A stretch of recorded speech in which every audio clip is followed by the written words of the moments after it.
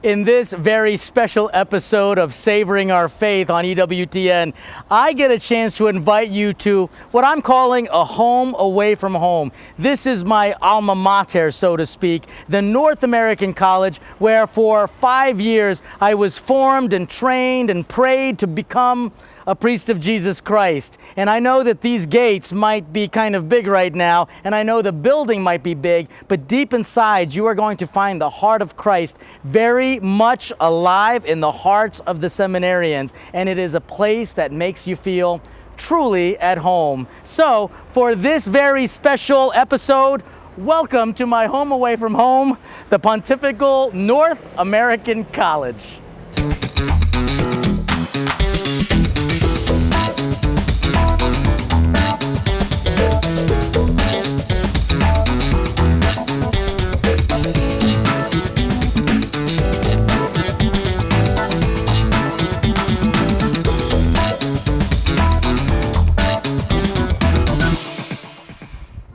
This home away from home in Rome is a place called the North American College, a house of formation, which basically means a place where guys live, where they pray, where they eat, a good thing for me, and where they develop a deep fraternity around two particular tables. Around, obviously, the table of the Lord, which is the Eucharistic table, the altar in the chapel dedicated to the Immaculate Conception of the Blessed Virgin Mary. But also here there is a tradition to have pranzo, which is around the Americans' understanding of lunchtime. And our lunchtime gives us a chance not only to develop fraternity, but even to develop virtue. For example, the guys have to serve each other. We're scheduled throughout the week to make sure that we learn a virtue of humble service to one another. At the same time, we learn patience and modesty, how to develop conversations, and we develop, most importantly, a friendship and a brotherhood. Here we also pray, and they pray very seriously with a pretty tight schedule, beginning super early in the morning, and then of course, throughout the shrines that they have in the seminary, you get a chance to develop what I would call a personal relationship with God. But what we're going to have a chance to do is make our way to a very special place, especially for me with Savoring Our Faith and my apostolate of grace before meals, which began on the 5th floor on basically a rooftop terrace where there is a kitchen. It's called the Seminarian Student Kitchen, and it is a place where you can make home-cooked meals, or if you even want to try some Italian cuisine, or whatever thing you want to cook up there, we do it all together, and we develop a bond that is inseparable simply because Jesus is invited to every one of those meals.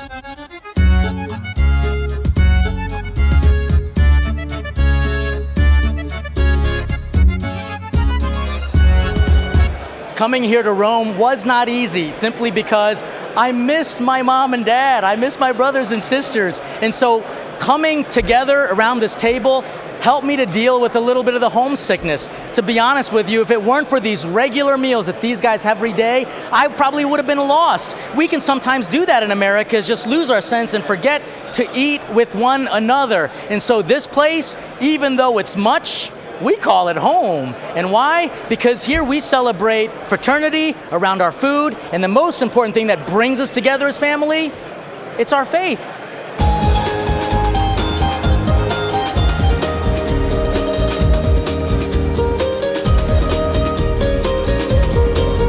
This is where it all started for me, my love for food right at a table like this. This table is reserved for the waiters who are going to eat after the guests are served. And who are the waiters?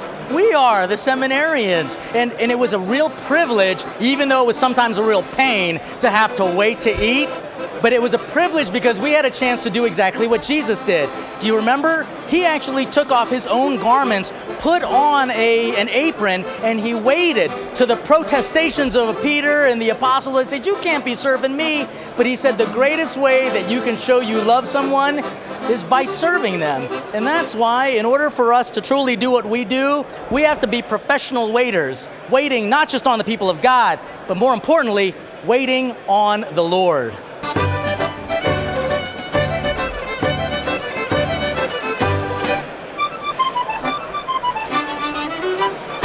You know, Christ says if you really want to be great, you have to serve one another. And even though it wasn't always the most fun responsibility we had, it gave us a chance to really learn the idea of humility, because ultimately we're going to be humble servants. Hey, you know the way you eat here is they take their time. They start off with a salad course. Always fun to watch who makes the salad, because they'll bring ingredients all from home and mix it all up tableside. Then they start off with a pasta or a rice dish. Then they bring out the secundo. And you know who brings it all out? Like I said, it's these guys here, these seminarians who are not learning a trade, they're learning a virtue.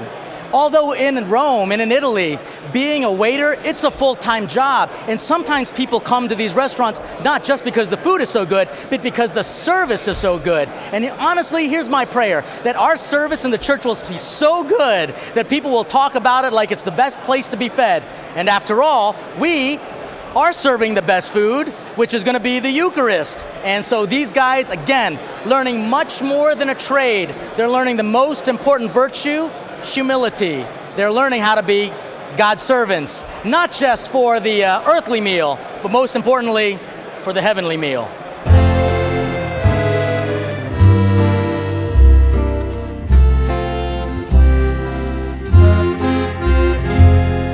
So blessed, these seminarians here at the North American College. Really, one of the best restaurants in this place is right here. And they've got a massive kitchen which was reconstructed. And Silvio is the head chef, right? Capo della cucina. Yeah. And Lui, assistenza? Assistente?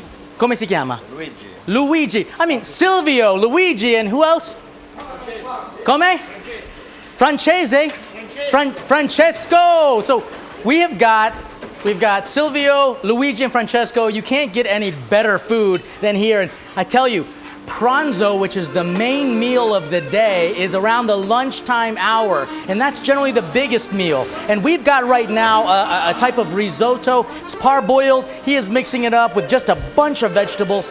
So fresh and delicious. And I am going to take a little taste test, because that's what they used to do. They used to have servants to taste test the food, and if they liked it, then it was good enough for the kings. And I gotta tell you, this stuff they make is definitely gonna be good enough for future priests. They keep adding, I love it, they keep adding a little bit of this broth to it in order to cook the rice. And even though there is a recipe, these guys are experts. They do it all by sight, by taste, even by smell. So, senti, posso? May I?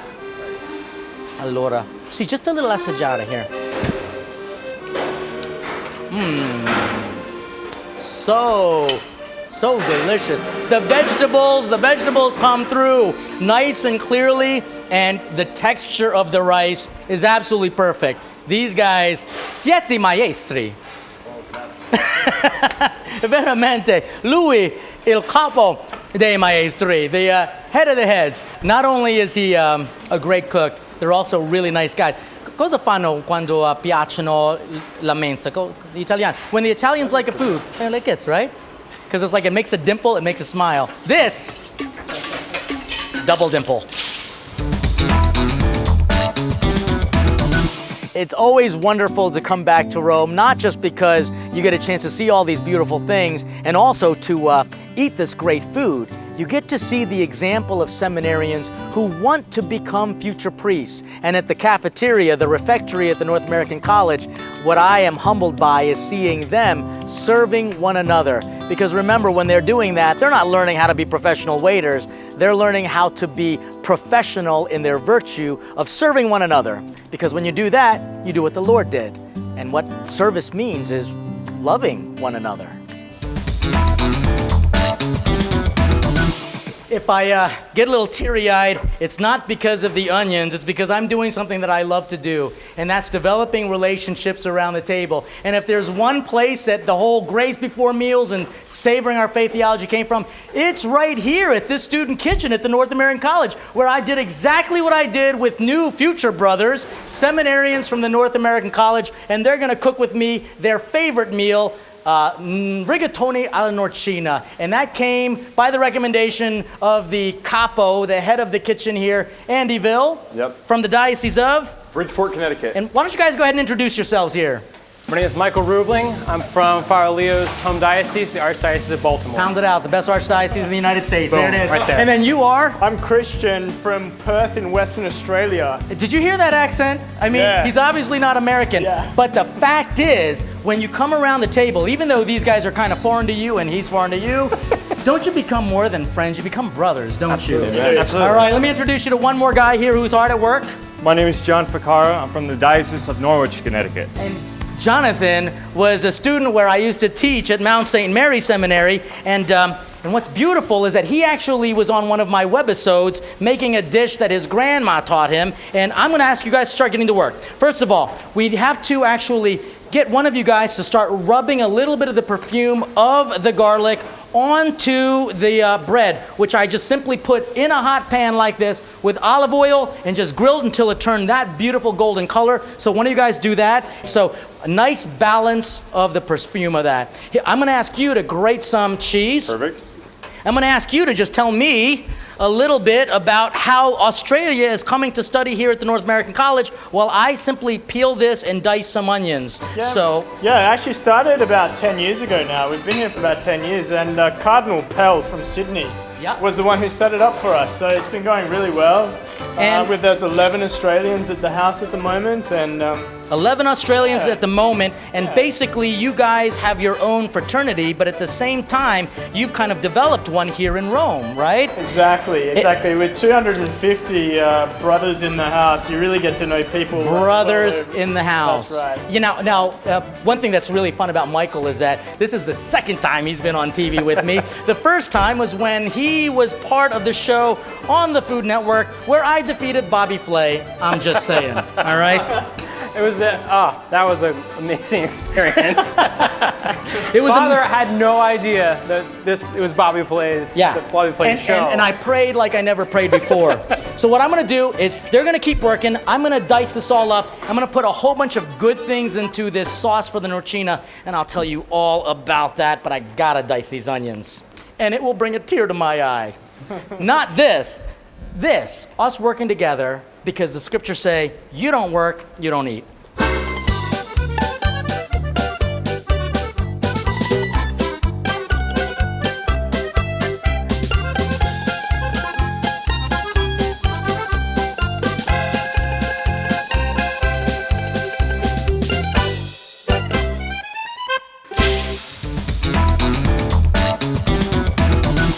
Friendships can become even stronger when we consider ourselves as true brothers. And that's what I experienced at the seminary. We were all strangers, we became friends around the table, and around the Lord's table, we became blood brothers in a sense, because it was His body, blood, soul, and divinity that when we received it, it runs through our veins and unites us in an unbreakable bond.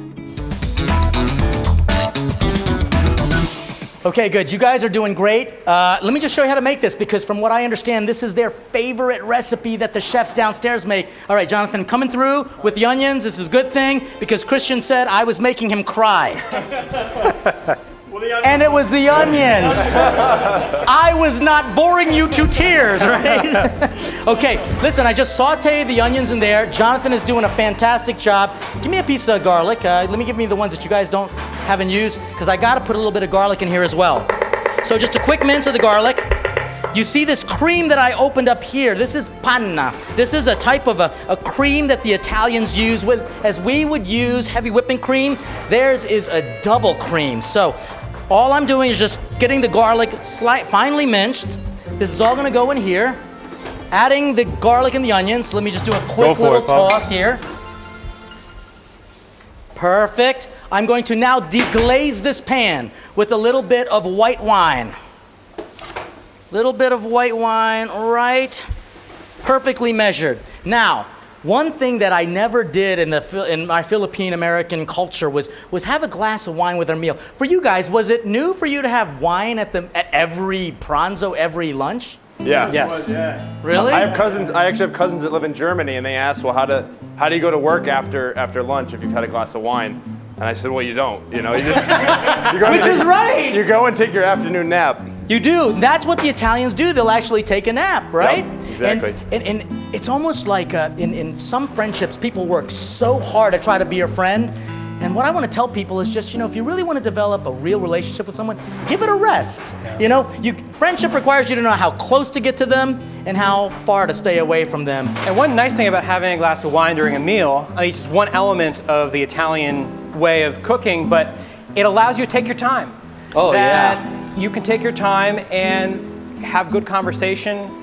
And it's just a wonderful experience of eating and just fellowship. This is like a perfect Grace Before Meals message here, because I don't even have to say anything. What they are doing naturally is what we're trying to do theologically, is show how relationships are developed around the table. In this place, by the way, I want you to know, before it was this nice, it was pretty nasty.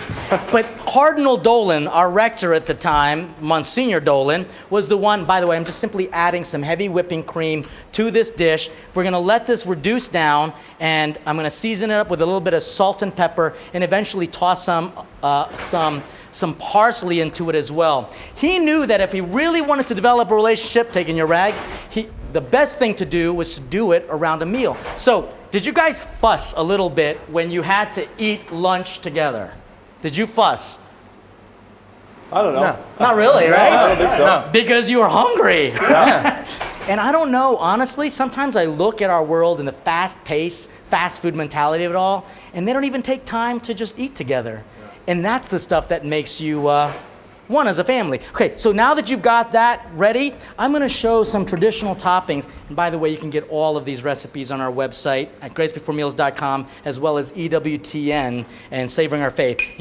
Put you to work, finally. That's right. Yeah. And then you can just start topping them off. We've got some zucchini that I just simply sauteed with some olive oil, a little bit of garlic, pepperoncino, which is a hot spice, salt, pepper. This is just basil, olive oil, salt, and white pepper. And notice what he's doing. He's not using the juice because this is perfectly oiled up already. I'm gonna do some cleaning up because the only thing I've got to do at this point, can you hand me that Parmesan cheese that you so masterfully grated? This is gonna help thicken the cream beautifully. Perfectly. Let's add some salt, some pepper into it. Let's see, can you hand me that? Oh, he's got it right there. Perfect. You got the salt.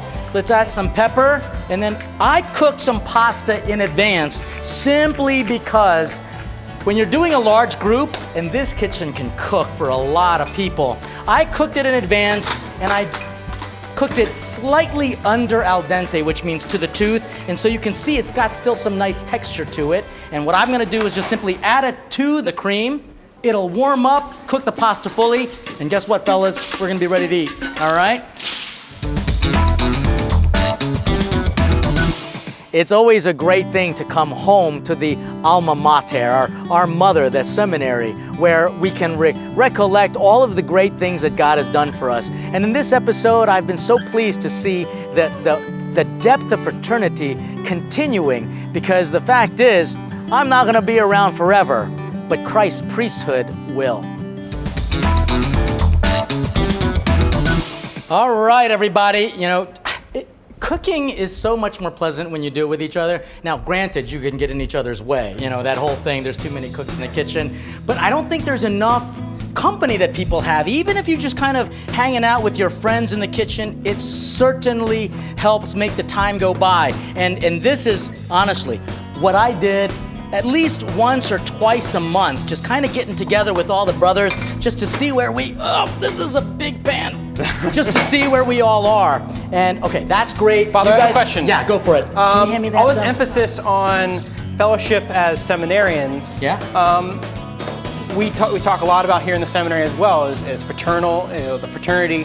What about when you become a priest? We never talk to each other ever again. And honestly, some guys don't. I mean, let's just admit it. It's once you're, in your own parishes, it's very easy to get so wrapped up in your world and stay busy that you forget that connection with each other. And, our priesthood's faith is perfect. Her priests are so imperfect, right? And so one of the things we've got to do is to develop a discipline, develop a longing for fraternity. I mean, you guys know in the seminary some guys who aren't ever around. You don't see them as much, And you got to work at it. Yeah. And that usually manifests at mealtime.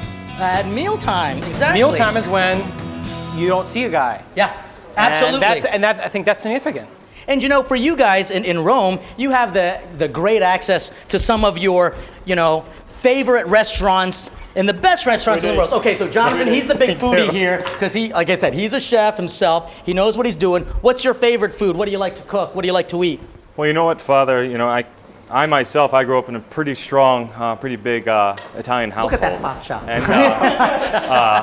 And so, of course, my whole life growing up, it was centered on food, the family, like we're talking about today. But for me personally, since my mom's a chef, I like to basically cook all that she likes to cook. So a lot of sauces, a lot of French food, but also the Italian food. There you go. So when coming here, of course, in Rome, like you, Father, probably, you really were able to master your craft. Yeah, I've cooked absolutely. for so many different seminarians and groups here. We celebrate from Mardi Gras to all these different feasts and stuff. So bring back the feast days, right? Exactly, right? Like, I mean, for you guys in Australia, your feast days, you don't have Thanksgiving, but you have something similar to it. What do you have? Australia Day. Australia Day. Yeah, that's awesome. Oh, Canada. No, wrong country. Okay, here, I've got a handful, literally a handful of some presemolo. I'm going to put it just right on top here to not give it just color, to give it a robustness of flavor. And this, friends, is basically done. Take it off its heat. It's time to plate. And now what I'm going to ask you to do is grab some plates, you're going to put it out, and we're just going to start serving the meal. And these guys are going to get a chance to taste test to see just how good my norcina pasta is compared to what they normally get here in Rome. And it's made by the guys downstairs, and they, like I said, they're good. They're phenomenal. Very good. All right, so go ahead. Put it right here if you can. Is that too heavy for you? No, I got it, Father. Is that too heavy for you? All right, let's serve it up. Now, as far as Italian food is concerned, I have to say that the pickiest people in the world are not just seminarians, but the... Did you get that? Hear that little jab that I put in there? Thank you. You're welcome. That's on TV even. But honestly, some of the pickiest people are Italians themselves. Italians themselves. Here, hold this. Here, let me serve it up here. And what I'm going to ask you to do, guys, is I'm going to ask you to taste test to see if this fares okay with what you have. But before you do that, we actually put a little bit of olive oil on it to finish it off. So can you grab that oil? Can you finish it off? Just a little drizzle of olive oil for the profumo. But you know what? Since we are doing a special Savoring Our Faith for EWTN, we've actually had to use the EWTN, oh yeah, film crew to film all of these shows, and I would like to invite them because they're actual brothers, and they are going to actually taste test this to see what they think. Eccoci qua, I fratelli. All right, hand them a fork. So, you know what's really beautiful about this particular episode? This is showing you exactly. Lui è mangiato senza preghiere.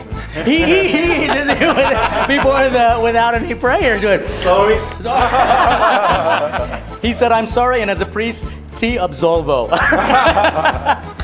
You are actually showing the people who are watching this what we are doing and what we're working for in terms of trying to bring people around the dinner table. And so, God bless this food.